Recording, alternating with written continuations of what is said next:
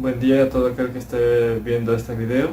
Mi nombre es René Lara y el día de hoy voy a realizar una crítica hacia el cuento que he leído. El nombre del cuento es Montando la bala, el cual forma parte de un libro que a su vez es una compilación de relatos, en total 14 relatos escritos por Stephen King. Eh, Por aquí debe aparecer en este momento la portada. Y bien, ahora, Stephen King es un escritor estadounidense de novelas de terror, ficción sobrenatural, misterio y literatura fantástica. Sus más grandes éxitos son Carrie, It, Misery e Insomnia. Algunas de ellas han tenido la oportunidad de ser presentadas de una forma diferente en televisión. Eh, Bien, algo especial que tiene con este cuento es que este es el primer cuento que Stephen publicó al internet de forma directa. No siguió el patrón de escritor, editor y lector, sino que lo saltó directamente y, para su sorpresa, pues se consiguió 400.000 ejemplares en menos de 24 horas. Bien, ahora, la premisa del cuento. Tenemos como premisa que Alan Parker se ve en la necesidad de realizar el autostop para llegar a un hospital en el cual se encontraba su madre, la cual estaba afectada de gravedad por un problema médico, pero no se imaginaba que en el transcurso de este viaje se encontraría en situaciones terroríficas a las cuales él debe enfrentar. Bien, en cuanto a los personajes y sus arquetipos, bueno, tenemos al personaje principal, el cual viene siendo Alan. Alan, el protagonista, tendría el arquetipo del héroe, el viaje del héroe, debido a que él vivía una vida bastante normal, habitual a la vida de un universitario promedio. Pero debido a esta situación que se le presenta, él decide pues dejar de lado por ese momento la vida que llevaba y aventurarse a realizar este viaje para ir a ver a su madre. Bien, otro personaje viene siendo la señora McCarthy. Este personaje viene siendo como el arquetipo de el heraldo. ¿A qué me refiero con esto? A que este personaje creó la situación en la cual cambiaría la vida de nuestro protagonista, Alan. Esto se debe a que ella fue la que llamó a Alan en el departamento en que se encontraba con los otros estudiantes y le notificó que su mamá se encontraba en esta situación y pues que la visitara en cuanto él terminara sus estudios ese fin de semana. Entonces ella fue la que dio paso a que se realice esta aventura. Bien, el siguiente personaje viene siendo los conductores. Tenemos cuatro conductores, debido a que el primero no se menciona casi nada sobre él, apenas se menciona su cargo, así que sería como un personaje extra de relleno. El segundo conductor viene siendo un viejito que se encuentra, pues el protagonista lo encuentra de una forma no tan agradable, pero que fue uno que le ayudó a adelantar bastante de su trayecto. En cuanto al arquetipo, podríamos considerarlo también como un personaje secundario, pero no es tan relevante.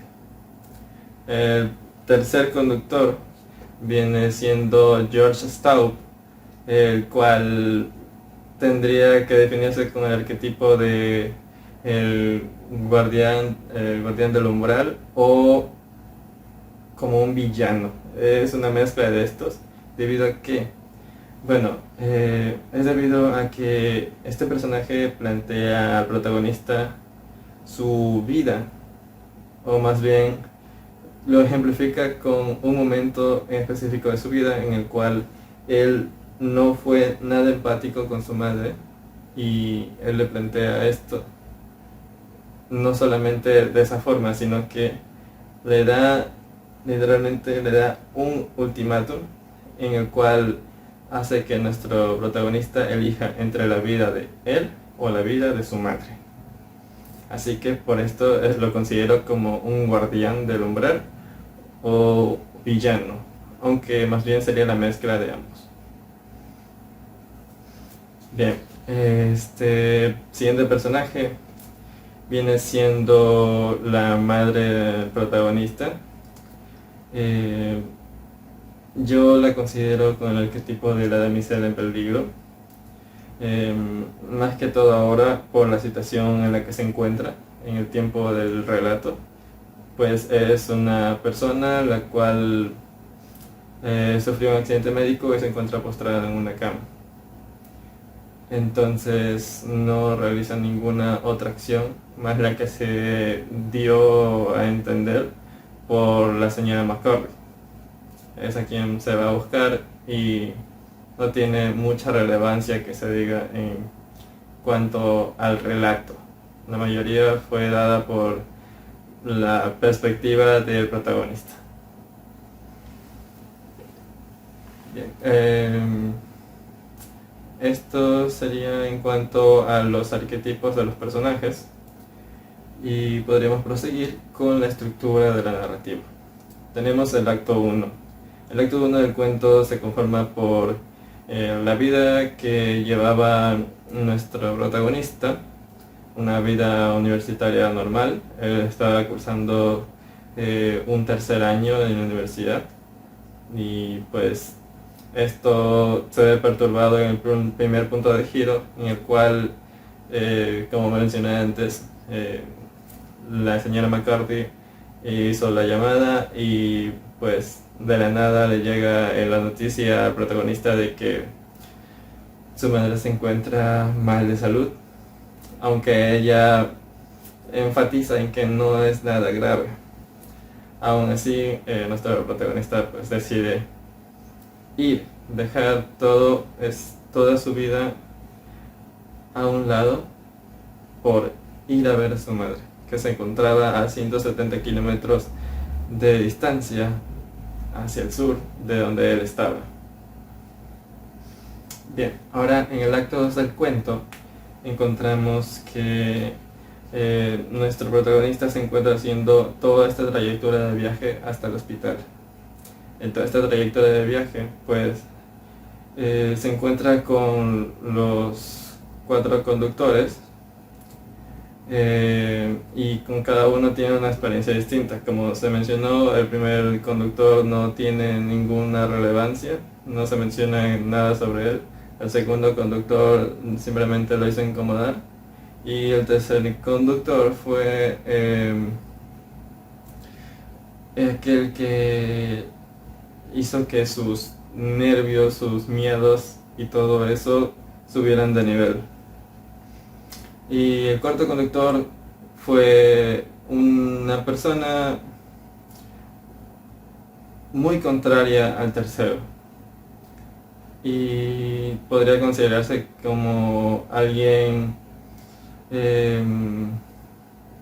empático, pero aún así con no tanta relevancia. Es como una mezcla entre el primero, el segundo y el segundo conductor, pero con algo más de positividad. Pero sigue siendo un personaje que no aporta mucho más que el hecho de que lo llevará un poco más adelante. Bien, ahora podemos proseguir con lo que son los diálogos que a mí me gustaron, los pasajes de diálogos. Tengo 3 en total. Y bien, tenemos el diálogo 1 que se mostrará aquí en pantalla. Y cuando llamó la señora McCarthy por lo de mamá, yo cursaba tercero en la Universidad de Maine. Mi padre había muerto siendo yo muy pequeño, demasiado para acordarme. Y dada mi condición de hijo único, solo éramos 2 contra el mundo. Alan y Jean Parker, la señora McCarthy, que vivía al lado, llamó al piso que compartíamos yo y otros 3 estudiantes.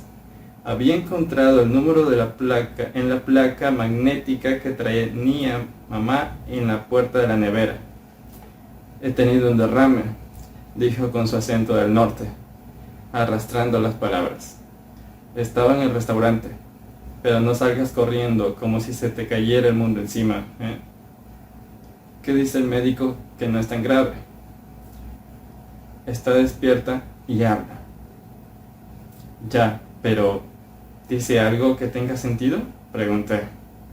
Procuraba mantener un tono tranquilo, hasta irónico, pero el corazón me latía deprisa y de repente parecía que hiciera demasiado calor en el salón. Me había quedado solo en el piso. Era miércoles y mis compañeros tenían clases todo el día. Sí, lo primero que me ha dicho es que te llamase pero sin asustarte. No me dirás que eso no tiene sentido, ¿verdad? Sí, claro, pero estaba asustado. ¿Qué remedio? ¿Cómo vas a reaccionar si te llaman para decirte que se han llevado a tu madre de trabajo en ambulancia? Ha dicho que te quedes en la universidad hasta el fin de semana y que entonces vayas, pero que no si tienes que estudiar mucho. Sí, seguro voy a quedarme aquí, pensé. En este piso hecho caldo y con tufo a cerveza, teniendo a mi madre a casi 200 kilómetros en un hospital y puede que hasta muriéndose. Tu mamá aún es joven, dijo la señora McCarthy. Lo que pasa es que en los últimos años ha engordado una barbaridad. Y ahora es hipertensa. Encima fuma. Tendrá que dejarlo. Dudé que lo hiciera con o sin derrame. Y tenía razón. Sin sus pitillos mi madre no podía vivir. Agradecí la llamada a la señora McCarthy. Bien, como vemos en este diálogo, el personaje se le da a conocer la situación en la que su madre se encuentra, pero la señora McCarthy trata de alguna forma hacer que el personaje, Alan, no se sienta ansioso o que vaya a hacer alguna locura. Pero la forma en la que ella lo dice, pues deja mucho que desear y obviamente el personaje se va a sentir pues ansioso. Por ello es que me gusta ese diálogo. Bien, siguiendo con el segundo diálogo, el segundo pasaje del diálogo, nos dice: ¿y con quién ibas?, preguntó. Porque supongo que no irás solo, teniendo 12 años. Eso no se lo había dicho, ¿verdad? No, estaba jugando al gato y al ratón. Tuve la idea de abrir la puerta, lanzarme a la oscuridad y protegerme la cabeza con los brazos, pero sabía que él me retendría. Además, no podía levantar los brazos, como mínimo podía seguir presionando las manos. No, dije. Fui con mi padre, me llevó él. ¿Subiste a la bala? ¡Qué cabrona! Yo 4 veces, joder. Te quedas cabeza abajo. Me miró y profirió otra risa inexpresiva y perruna. En los ojos se le reflejaba la luz de la luna, convirtiéndolos en círculos blancos, ojos de estatua, y comprendí que estaba algo más que muerto, estaba loco. ¿Subiste o no, Alan? Pensé decirle que se equivocaba de nombre, que me llamaba Héctor, pero ¿de qué servía? Ya se acercaba el final. Sí, susurré. Fuera estaba todo negro menos la luna. Pasaban los árboles, contorsionándose como si bailaran. Debajo de nosotros se deslizaba la carretera a gran velocidad. El indicador de velocidad marcaba 130. Ya estábamos montados en la bala. Los muertos conducen deprisa. Sí, la bala, sí que subimos. Mentira, dijo él. Di una calada al cigarrillo y volví a ver los cirillos de humo saliendo por la incisión cosida del cuello. Tú no subiste, y menos con tu padre. Te pusiste en la cola, pero ibas con tu madre. Había mucha cola, porque en la bala siempre hay un montón de gente esperando, y ella no quiso quedarse en pleno sol. Entonces ya estaba gorda y le molestaba el calor. Tú la agobiaste todo el día. Venga a agobiarla, venga a agobiarla. Y luego, fíjate qué risa, al llegar al principio de la cola te rajaste, ¿a que sí? No respondí, tenía la lengua pegada al paladar. Él movió la mano, de piel amarillenta y uñas sucias a la luz del salpicadero del Mustang, y me cogió las mías. Con el contacto se quedaron sin fuerza y se separaron como cuando un nudo se deshace por arte de magia al tocarlo, la varita del prestidigitador. Tenía la piel fría y como de serpiente. ¿A que sí? Sí, musité.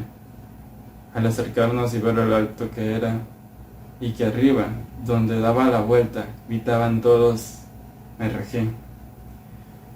Ella me dio una bofetada y no me dirigió la palabra hasta llegar a casa. No subí a la bala.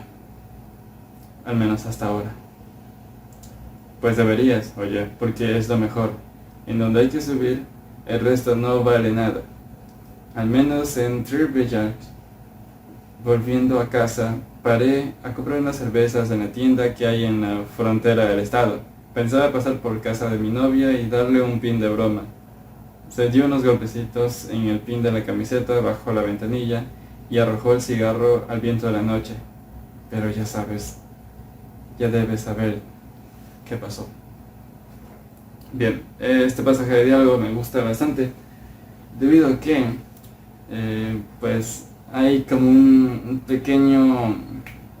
una pequeña chispa de revelación y de misterio en cómo este conductor totalmente anónimo, totalmente extraño a nuestro personaje, sabe con exactitud aquello que pasó esa vez. Entonces, ya de por sí era raro que este personaje sea, bueno, al menos de nombre, sea el mismo que el personaje que se supone que estaba muerto, del cual vimos el ataúd. Pero que sepa todo esto ya era un nivel bastante exagerado. Siguiendo el diálogo 3, pasaje del diálogo 3, tenemos: Al, tienes sangre en el cuello de la camisa. Se le cerraron los ojos, pero volvieron a abrirse lentamente. Imaginé que debían de pesarle tanto a los párpados como a mí las zapatillas en el pasillo. No pasa nada, mamá. Es que me he dado un golpe en la cabeza. Ah, bueno, tienes que cuidarte. Volvieron a caer los párpados y de nuevo a subir, pero más lentamente. Convendría dejarla dormir, señor Parker, dijo la enfermera a mis espaldas. Ha tenido un día durísimo. Lo sé. Volví a darle un beso en la mejilla. Y marcho, mamá. Pero vendré mañana. No hagas autostop. Peligroso. Descuida. Le pediré a la señora McCarthy que me traiga. Tú duerme. Si solo duermo, dijo ella. Estaba descargando el lavavajillas y me dio mucho dolor de cabeza. Me caí y al despertarme estaba aquí. Me miró. Ha sido un derrame, dice el doctor, que no es muy grave. Estás perfectamente, dije. Me incorporé y le cogí la mano. Tenía la piel fina como la seda. Era una mano de persona mayor. He soñado que estábamos en aquel parque de atracciones, Nueva Hampshire, dijo. Yo la miré y noté que el cuerpo se me enfriaba. ¿Sí? Sí, haciendo cola para aquello que subía tanto, ¿te acuerdas? La bala, dije. Sí, mamá, sé que me acuerdo. Tenías miedo y te grité. No, mamá. Su mano apretó la mía y se le marcaban las comisuras de los labios, casi hasta formar hoyuelos. Era una sombra de su típica cara de impaciencia. Sí, dijo. Te grité y te di una bofetada en la nuca, ¿verdad? Sí, supongo, cedí. Es donde solías dármelas. Mal hecho, dijo ella. Hacía calor y estaba cansada, pero hice mal. Quería decirte que lo siento. Volvieron a llorarme los ojos. Tranquila, mamá, que ya ha pasado mucho tiempo. Al final no subiste, susurró ella. Sí, dije, al final sí. Me sonrió.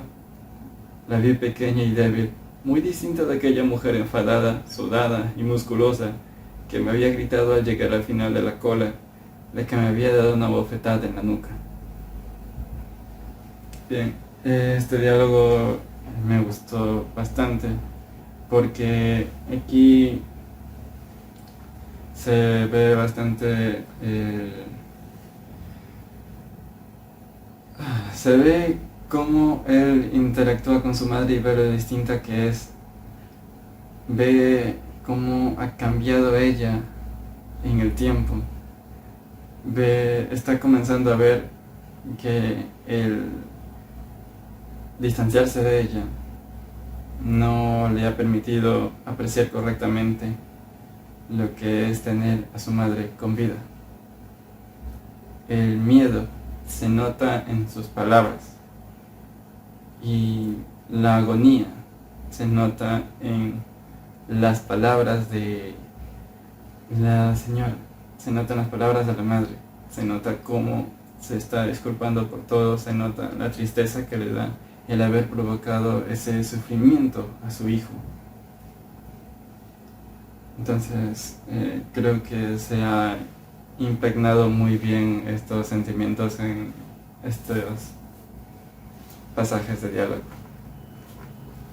Ahora, pasando a los pasajes de descripción, también tengo tres muy interesantes para mí. El primero vendría siendo este. Volví a sentir el aguijón de las lágrimas. En la universidad nunca sentía una añoranza muy pronunciada, como mucho la primera semana, pero en el coche del viejo me asaltó. Solo éramos ella y yo, sin parientes cercanos. Me parecía inimaginable no tenerlo. Según la señora McCarthy, no era muy grave, un derrame, pero no muy grave. Más vale que me haya dicho la verdad, pensé, más vale. Hicimos un trecho de camino en silencio. No era el viaje rápido que había deseado. El viejo se quedaba plantado en los 70 por hora, y a veces cruzaba la línea continua para darse un paseíto por el otro carril. Pero largo sí era. En el fondo también me convenía. La carretera 68 se ofrecía a nuestra vista hilvanada por varios kilómetros de bosque, partiendo en dos los pueblecitos que aparecían y desaparecían en un lento abrir y cerrar de ojos, cada uno con su bar y su gasolinera de autoservicio. New Sharon, Ophelia, West Ophelia, Afganistán, que por extraño que parezca se había llamado Afganistán, Mechanic Falls, Castle View y Castle Rock. El azul del cielo fue perdiendo luminosidad a medida que el día se retiraba de él. El viejo empezó por encender las luces de estacionamiento y luego los faros. Eran las largas, pero él no parecía darse cuenta, ni siquiera cuando los coches que venían en sentido contrario le avisaban con las suyas. Mi cuñado no se acuerda ni de su nombre, dijo. No le preguntes nada, porque no sabe decir ni mu. Culpa de la enfermedad de Anderson. Mira de una manera como diciendo, quiero salir. Aunque Por eso tendría que acordarse de las palabras. ¿Entiendes lo que quiero decirte? Sí, contesté. Respiré hondo y pregunté si el olor a meado provenía del viejo o si tenía un perro y lo dejaba subir al coche. Pensé si sería ofenderlo bajar un poco la ventanilla. Al final la bajé. Me pareció que no se daba cuenta, como ignoraba las luces largas de los coches del otro carril. Hacía las 7, ya en Westgates. Subimos una colina y el viejo exclamó: «Fíjate, la luna, ¿a que está bonita?» Sí que lo estaba, una bola enorme de color naranja separándose del horizonte. No obstante, le encontré algo que daba miedo. Parecía al mismo tiempo embarazada e infectada. De repente, viendo la luna, se me ocurrió algo horrible. ¿Y si llegaba al hospital y mi madre no me reconocía? ¿Y se había perdido la memoria? Estaba en blanco y negro y no sabía decir ni mu.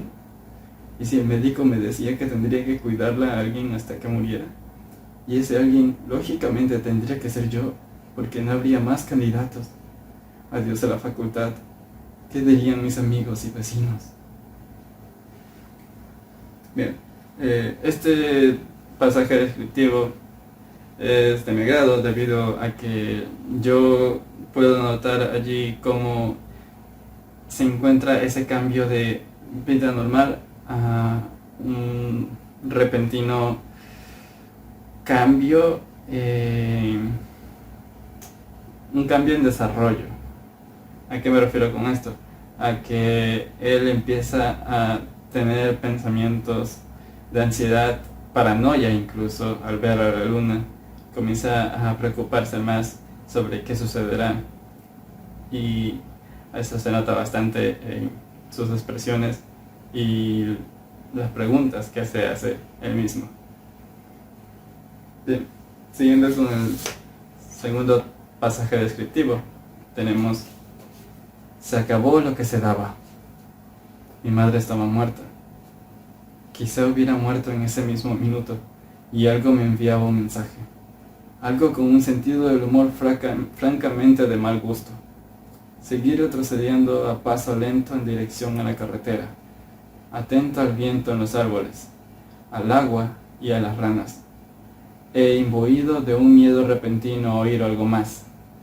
Un ruido de tierra removida, de raíces rotas, y de algo no del todo muerto emergiendo, intentando coger a tientas mis zapatillas.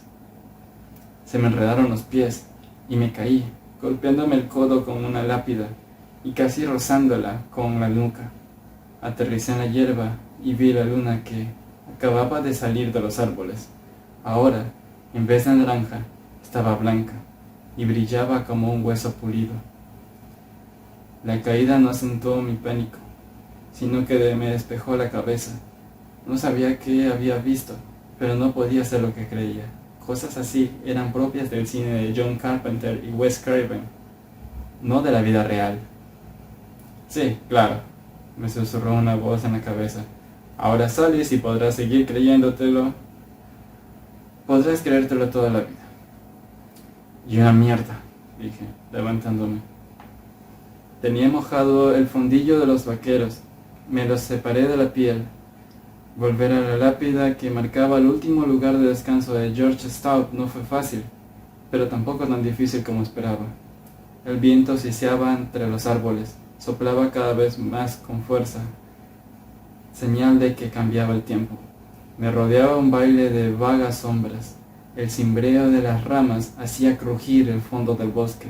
Me incliné hacia la lápida y leí: George Stout, 19 de enero de 1977, 12 de octubre de 1998. Se apagó cuando empezaba. Bien. Lo que tiene este texto descriptivo, pues, es que la caída que menciona allí, lo mencionan como algo, como que algo que pasa, suele pasar, ¿no? Una caída normal y sin sentido, como que no te pasó nada, todo está bien, pero esto a futuro se vuelve algo muy importante, porque en el futuro de este relato nos menciona que después de Alan haber decidido el salvarse él y no su madre, al abrir sus ojos, después de haberse lanzado del auto, de haber sido expulsado del auto, él regresa a ese momento. Y lo que sucede es que él calcula de que pasó, a pesar de no ser experto para calcularlo, calcula que pasó 1 hora desde que él cayó y pues pensó en todo lo que había sucedido después de esa caída como un sueño. Pero claro, después vienen las confusiones y algo que te hace pensar bastante, porque hay evidencias que te dan a entender de que en realidad sucedió. ¿Y a qué evidencias me refiero? Pues al pin que él sostiene cuando está en el hospital. Él tiene el pin de George Staub, el cual él colocó en su ropa cuando él lo iba a lanzar fuera de su vehículo al momento de haber decidido ya salvar su propia vida. Y bien, tenemos el último texto descriptivo que dice así: como yo había pasado el horario de visita, yo era el único que esperaba en el ascensor. A la izquierda había un cubo de basura al lado de la puerta del kiosco, que estaba cerrado a oscuras. Me quité el pin y lo tiré al cubo. Luego me limpié las manos en el pantalón. Justo entonces se abrió la puerta de un ascensor. Entré y pulsé la cuarta. La cabina empezó a subir. Encima de la botonera había un cartel anunciando que la semana siguiente habría una campaña de donación de sangre. Al leerlo tuve una idea. Aunque más que una idea fue una certeza. Mi madre se estaba muriendo justo ahora. Yendo yo hacia su planta, en aquel amplio y lento ascensor, habiendo elegido yo, me correspondía encontrarla. Pura lógica. Se abrió la puerta del ascensor frente a otro cartel. En este había un dedo delante de unos labios, todo al estilo de los dibujos animados, y debajo la advertencia: nuestros pacientes agradecen su silencio. El ascensor daba a un pasillo que se ascendía en ambas direcciones. Las habitaciones, con un número impar, estaban a la izquierda. Fue por donde enfilé, con la sensación de que a cada paso me pesaban más las zapatillas. Empecé a detenerme, al llegar a la altura de los 470, y me quedé parado entre la 481 y la 483. No podía. Del pelo me salía, en lentos chorritos, un sudor frío y pegajoso como jarabe medio congelado. Tenía el estómago hecho una bola, como un puño en un guante de goma. No podía. Mejor dar la media vuelta y huir como una gallina. Un mierda. ¿Qué es lo que era? Iría a Harlow, un autostop, y por la mañana llamaría a la señora McCarthy. Por la mañana sería todo más fácil de asumir. Empecé a volverme, pero de repente una enfermera asomó la cabeza en la habitación que había a 2 puertas, la de mi madre. ¿Señor Parker?, pregunté en voz baja. Hubo un momento enloquecido en que casi lo negué. Luego asentí.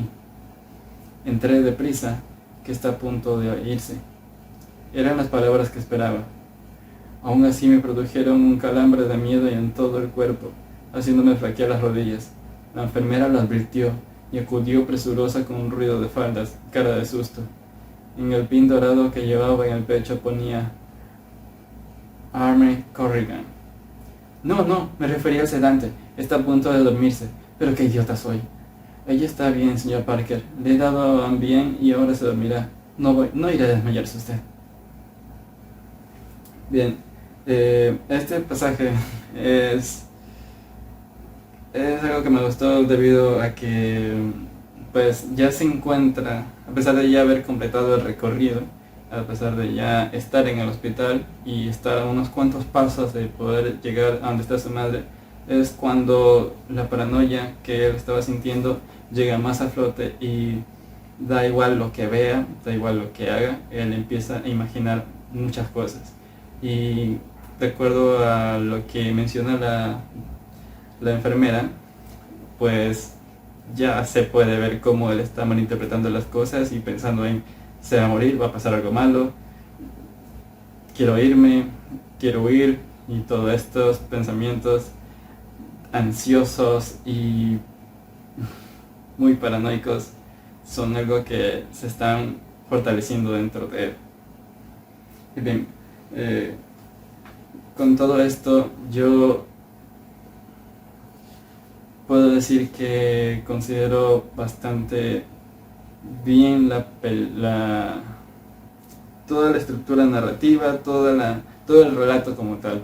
Todos los personajes tienen sus propias personalidades, sus formas de decir, de expresar lo que quieren expresar, y pues tiene una trama que no esperaría que suceda de esa forma.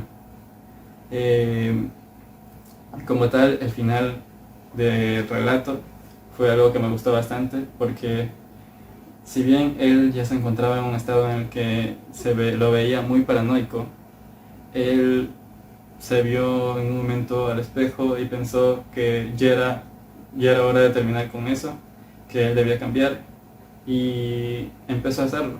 Empezó a trabajar en él, pudo conseguirse un trabajo un poco más cerca de donde vivía su madre, convenció a su madre de dejar su trabajo, trató de que ella se apartara de los vicios que ella tenía. No lo consiguió, pero al menos él estaba cuidando más, pasaba más tiempo con ella, se divertía más. Consideró que los años en los que pasaba con ella pues eran mucho más divertidos y mucho más alegres, mucho más sanos. Y pues al final la madre murió, pero él pues disfrutó bastante de su compañía, y pues es algo que para él valió la pena. Pero el pequeño detalle que hay en el final es que encuentra ese pin que tenía George Staub de que él montó la bala, y eso pues será algo que lo va a estar recordando siempre, y no solo el protagonista, sino todos los lectores de ese relato. Bien, con esto finalizo mi crítica. Muchas gracias a todo aquel que ha visto este video. Gracias por todo. Bye.